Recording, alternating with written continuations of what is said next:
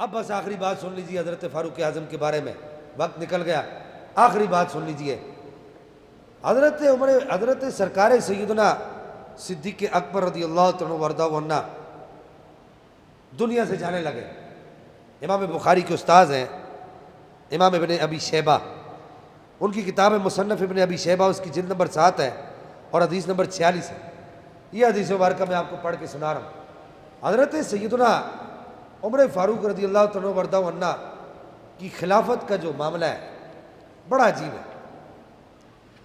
حضرت صدیق اکبر جب دنیا سے جانے لگے تو آپ نے لوگوں کو کہا، آپ نے فرمایا، حضرت سیدنا زبید اس حدیث کے راوی ہیں، آپ نے حضرت عمر فاروق کو بلایا اور بلا کر کہا کہ میں تمہیں مسلمانوں پر خلیفہ مقرر کر رہا ہوں۔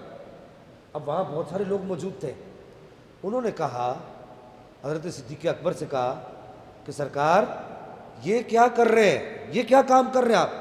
استخلفت علینا فظا غلیظا فلو ملکنا کان افظ واغلظ ماذا تقول لربک اذا اتیت وقد استخلفت علینا۔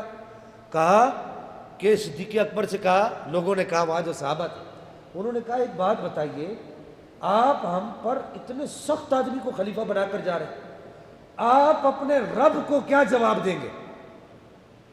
آپ نے اللہ کے پاس جا رہے ہیں، بس ابھی کچھ لمحے رہ گئے، اپنے رب کے پاس جانے والے ہیں، تو رب کو جا کے کیا جواب دیں گے؟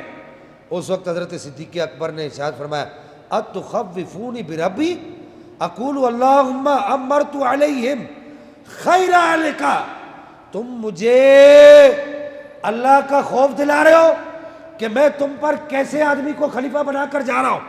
سنو، اللہ کا خوف ہی میرے سینے میں راسخ ہے، اسی وجہ سے میں عمر فاروق کو تم پر خلیفہ بنا کر جا رہا ہوں۔ اچھا، صحابہ اور تابعین جہاں موجود تھے، جو انہوں نے کہا کیا مطلب؟ کہا میں اللہ کو جا کے جواب دوں گا کہ یا اللہ، پوری دنیا میں، پوری کائنات میں تیرے رسول کا نائب بننے کا جو سب سے زیادہ اہل تھا، میں اس کو تیرے رسول کا نائب بنا کر آیا ہوں۔